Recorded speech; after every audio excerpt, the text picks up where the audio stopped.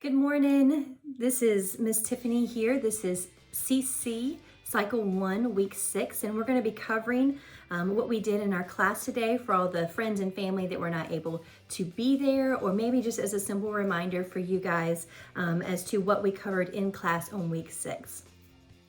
The first thing we did is geography. And I do not have my book here, so I'm going to show you on my phone. This is actually on the CC Cycle 1 app. The first thing that we did, we actually covered ancient Greece, and I actually went down to start at the top and went down. So we said Macedonia, and then Greece, and then the Aegean Sea. We also have Crete and Rhodes. And of course, there's no roads, two roads. You can't use a road because it's in the middle. Kind of the same thing with Crete, but obviously it's a play off the word roads. So we have Macedonia, Greece, Aegean Sea, Crete, and Rhodes. And we did, eyes and pointer fingers up, and then we pointed to each of them. We actually used little M&Ms. We said eyes and M&Ms up, and then we put those on each of those. And then we said eyes and pinchers up.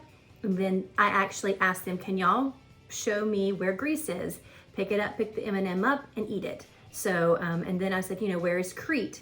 And they showed me that way. So that's what we did for geography. All right, so for timeline, we used our cards. Of course, we sang the song, we used the cards, and we sang the song as we went through the cards. And we did that a couple of times. And then my geographer, which is my geography helper in class, she hid the cards. And while she hid the cards, everyone sang the song out loud a couple of times. And then the kiddos went to find the songs. And then find the cards. And as they found the cards, we sang the song out loud. And of course, we ended it by hanging it in order on our timeline wall. And while we did that, we sang the song as well. So that's kind of the simple thing that we do a lot of times in our timeline portion of our day, but the kids love the hide and seek part. So that's our timeline. So for history, it is tell me about the ancient Greeks. Homer, a famous poet. So what we did is we did Homer, a famous poet, like we're writing a poem. Pythagoras, a famous mathematician. So we just started counting on our fingers. Socrates, a famous philosopher. So the wheels are turning in our brain. The famous philosopher. And Archimedes, a famous inventor. And shaped Western ideas. So we made a W and we did Western, like we're going shape Western ideas. Ancient Greek city-states. So we ancient Greek city-states were among the first democracies. So that's how we did that. So let me do that one more time with you. And it goes, Homer, a famous poet. Pythagoras, a famous mathematician. Socrates, a famous philosopher. Archimedes, a famous inventor. Shaped Western ideas. Ancient Greek city-states were among the first democracies. So it's kind of a fun song. Kind of weird to go with ancient Greeks, but it's fun. So we did that several times, and the kids, I think, were really getting it. So have fun with that. So for math, we like to keep them up and moving. We did the 11s and the 12s this week. For the 11s, the song is to the tune of Row, Row, Row Your Boat. So what we did is we took our little carpet squares, they sat their little bumps on the carpet squares, and we rowed our boats as we sang our 11s. So you can get them to do that at home. I was really trying to get them to do it, with the song, kind of to the beat of the song, to kind of help them get that beat and that rhythm in their head as they sing their 11. So they like to go fast, they like to go real slow, but just kind of, if you want to go over that at home as they row, kind of doing that with the rhythm of the song. For 12s, it goes to the tune of Here We Go Round the Mulberry Bush. So what we did for that is we got them around our tables. We just got in a circle when we walked around. As we sang our 12s, we skipped around to the tune of Here We Go Around the Mulberry Bush. We walked around, we slinked and we slid around with our shoes on the floor, and we just did that around the tables, around the mulberry bush, if you will, for our 12s. So just kind of help them know and help you know what the tune of the song is, and to kind of get them up and moving to their math. That's it. For Latin, it's the same as week 5, and it is singular and plural second declension noun ending. So if you can see this, again, forgive my lesson plans. It's a little bit like chicken scratch. And of course, it's to the tune, which is on your app if you have it, Dashing Through the Snow. So it's oos, e-o-o, oos, e-o-o, oos, e-o-o, singular second declension, e autumn is os is, e autumn is us is, e autumn is os is, plural second declension. So that's on your app as well. So it's already on there if you can't quite catch the tune from me. So that's our Latin. And what we did is we attempted, it was a little harder than I expected, but we used the silly voice cube, and we did roar like a lion, we did monkey, and we did something else. I can't remember what it was. It was a little harder than I expected, but it was just a little something to break that up, especially since this is the second week that we do this. But that's Latin. So for English, we're continuing on with our prepositions, and our prepositions are down, during, except, for, and from. And so our actions are for this week. For down, we get down, we crouch down on the ground.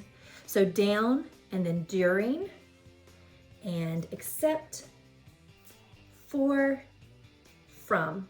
So that's pretty self-explanatory. So we crouch down, during, except, for, and from. And that's English. For science, our question is, what are the major groups of vertebrates? The major groups of vertebrates are fish, amphibians, reptiles, mammals, and birds.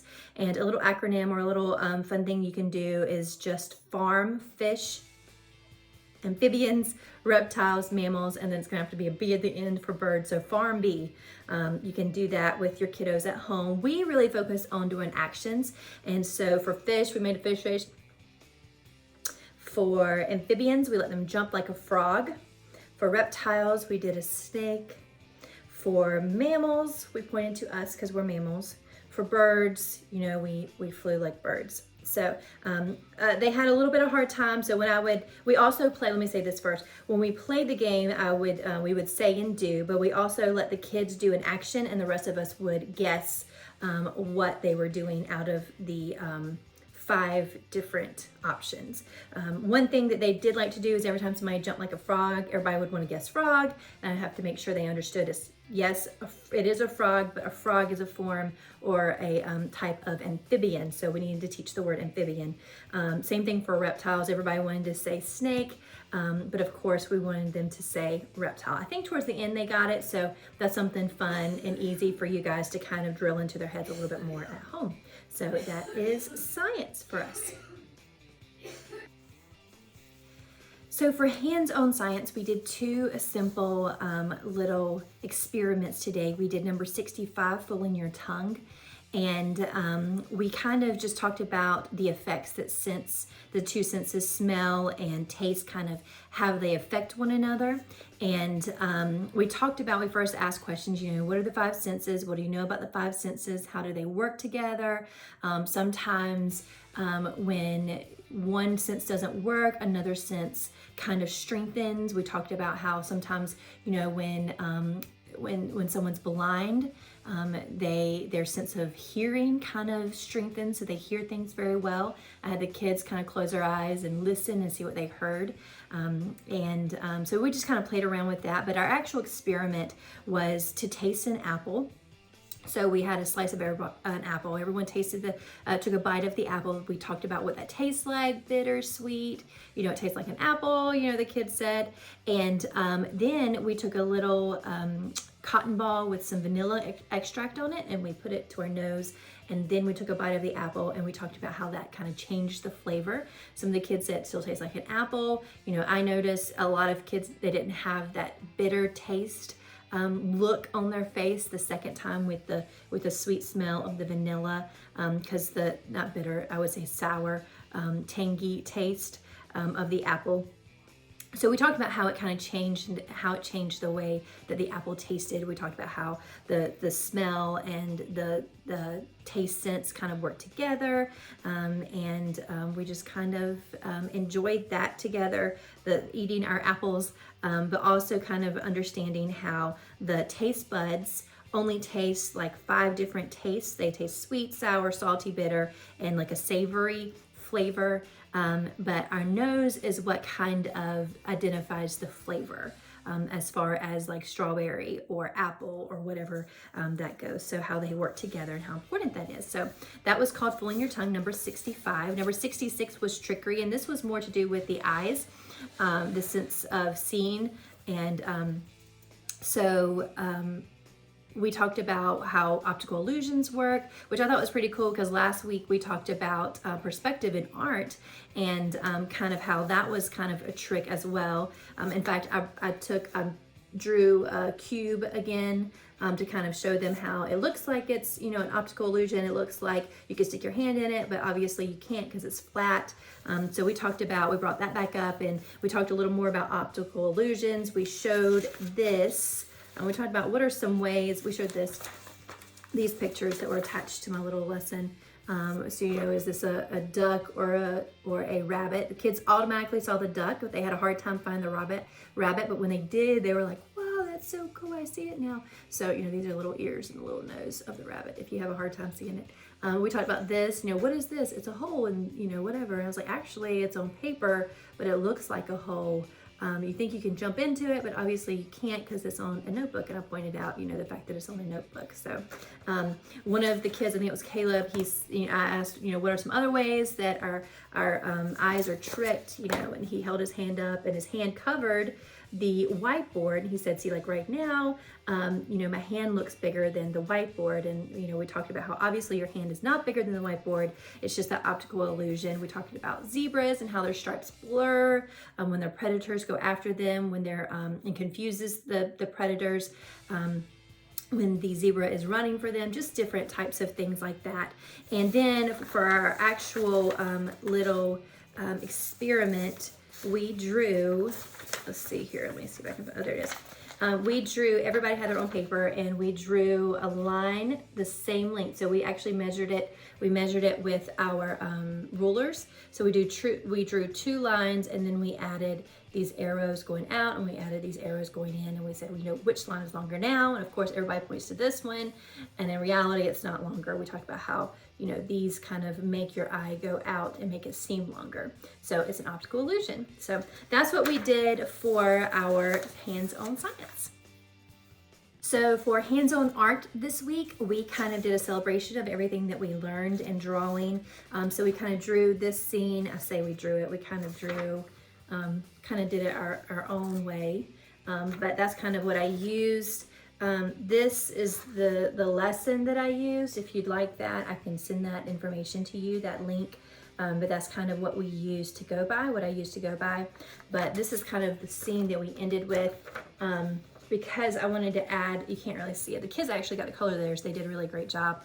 But some of the things that we were able to review was, you know, obviously the oils, the straight lines, the curvy lines, and we have some curvy lines here, some angle lines, and all kinds of stuff like that. So we kind of went over the oils.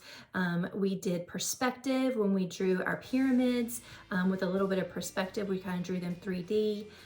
We did mirror image, because this is our water here, and kind of the shadow of the sun. So kind of got a mirror image of these pyramids and the palm tree in the water. And then our sun was kind of a abstract type thing. All the kids did different things, which was wonderful. I love it when they get creative with their own thing. But that's kind of what we did. We kind of pulled all the different elements. We tried to pull as many as possible in from our review for the past 5 weeks in hands-on art and our drawing. So this is kind of what they came up with. They did a great job. So that's it for hands-on art. I think that's it for Cycle 1, CC Cycle 1, Week 6. Just a couple of things. Don't forget that next week is our fall break, so don't come to class. We won't be there. The following week is week 7, which is actually when we start tin whistle for hands-on arts. So make sure that you bring your tin whistles, like so. You know, you can get them from a lot of different places, but this is what we have for tin whistles. So make sure you bring that and are prepared for that on week 7.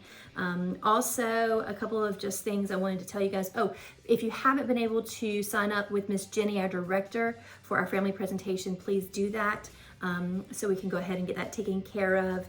And just a couple of things I wanted to make sure that you guys, I sent these home for our history sentence. That's just a little something that they can color and seeing why they color, just kind of a review. My ink ran out halfway through, so the kids, they should have one that's all in black, but that's for them to kind of a little something extra. And then just to help you out, our timeline portion of the song this week is at 2 minutes and 50 seconds for that first portion of our timeline song.